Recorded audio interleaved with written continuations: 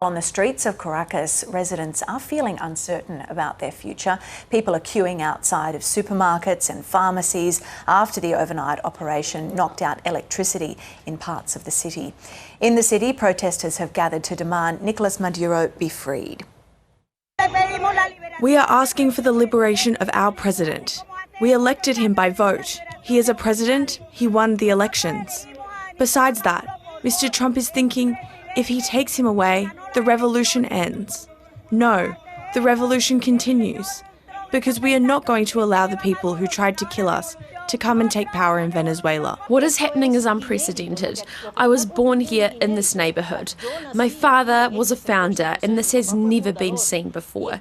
It was unprecedented, a terrifying experience. We're still on edge, and now we're uncertain about what to do. I feel fear. It's a mixture of joy because we know freedom is near, but fear because there are still many people here that are under government control, that are still in Venezuela, and we don't know what they might do, what might happen.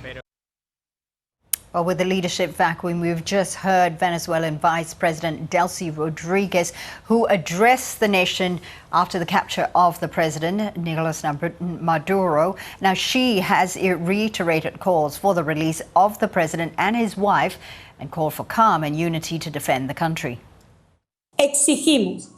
We demand the immediate release of President Nicolas Maduro and his wife.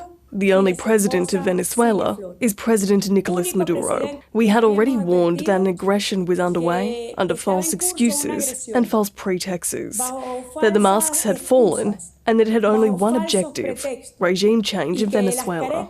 That regime change would also allow for the seizure of our energy resources, our mineral resources and our natural resources.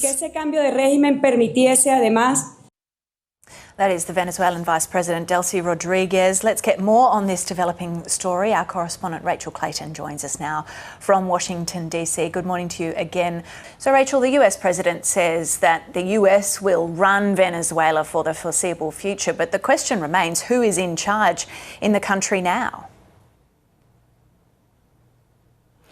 Yeah, that's quite unclear. So we have heard from President Trump saying the US will run the country. That's sort of as far as that goes right now. He was questioned at length during that press conference on who exactly is going to be in Venezuela to run the government. He said it would be a group of people, saying he's looking to designate certain people to run the country. He was asked if that would include Secretary of State Marco Rubio or the Defense Secretary Pete Hegseth. He wouldn't be drawn on specific names.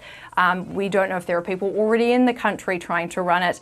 There was speculation that María Machado, who won the Nobel Peace Prize and is the opposition leader of Venezuela, would run the country, but Trump shot that idea down, saying that he did not believe she could rule at the moment because she's not trusted and doesn't have the support or the respect of the Venezuelan people. President Trump said that Vice President Delcy Rodríguez had been sworn in as president and is willing to do what the US wants. We've heard a little bit from him on that too. Who's going to take over? I mean, there is nobody to take over. You have a vice president who's been appointed by Maduro, and right now she's the vice president, and she's, I guess, the president. She was sworn in as president just a little while ago. She had a long conversation with Marco, and she said, we'll do whatever you need. I think she was quite gracious, but she really doesn't have a choice. Now, Vice President Rodríguez actually appears to contradict what President Trump has said. She was on state TV in Venezuela a short while ago and said that the only person who runs Venezuela is President Maduro and that she could not replace him.